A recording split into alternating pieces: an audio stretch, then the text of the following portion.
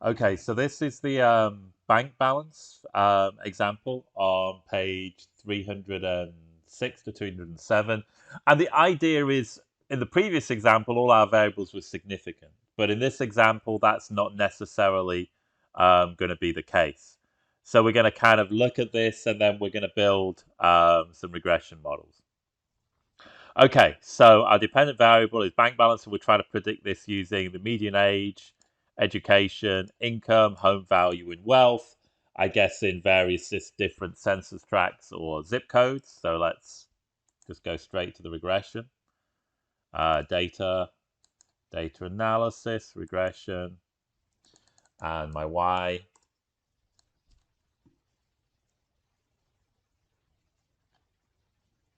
is down here. So that's F106, and I could just actually write this one down. It would be A5 to E106, the same as the Y. And we're not worrying about residuals this time. And yeah, let's just keep it as J3. That looks reasonable.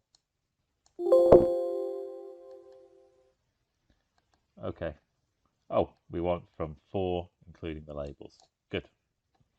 Okay, so we have our output here. We see it's a very good model overall. Our R squared is 0.95.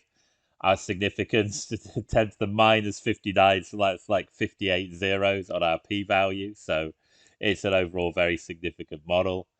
And then we have the individual coefficients. So let's just have a look, and let's just kind of highlight any that are less than 0.05, the p-value. So the age is significant. Education just meets the cut. Income is significant. Home value is not significant. And wealth is significant. Again, 10 to the power of minus 9 is a very, very small number. So the idea is we have these non-significant values. So now we want to build a regression model with just significant values. Okay, so data analysis.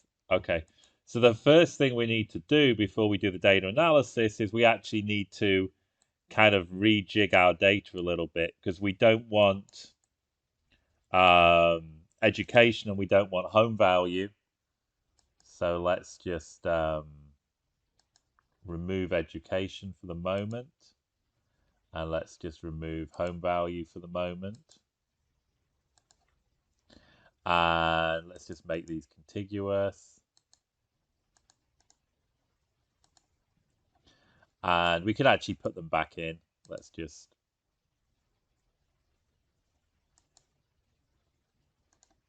right click, insert cut cells. Okay, so now we have the 3 we want first, age, income, and wealth, the 2 we don't want, and then we have the Y variable. So all we were basically doing there was just, as I said, the data analysis tool package in Excel is really, really basic. And you need to have kind of what's happening there. You need to have a continuous X. So we now can do A to C. There we go.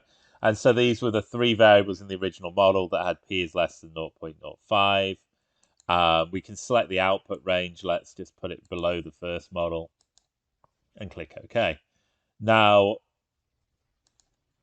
you can see here that the R squared is a little bit smaller, and the adjusted R squared is a little bit smaller. But you can see that all our p-values are really, really low. So our model's like a little bit more parsimonious. Now, what might be happening here is that the reason we have generally adjusted R squared is a measure of predictive power accounting for the number of variables.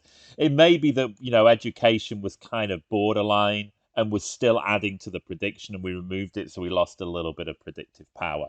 The book mentions you can either use a certain p-value less than a certain amount to decide to keep in the model, or you can decide to keep anything with a t-statistic greater than 1. So even if it's not quite significant, it still might have some predictive power. So if we'd use, this is the discussion on page 308, if we'd done that, then we would have actually kept education in and only removed home value. So again, it's a trade-off. I do like this model because everything is very significant, and it's probably a little bit less likely to overfit than the model given above. Okay, and that's the taking a regression model, looking at the p-values, and then building a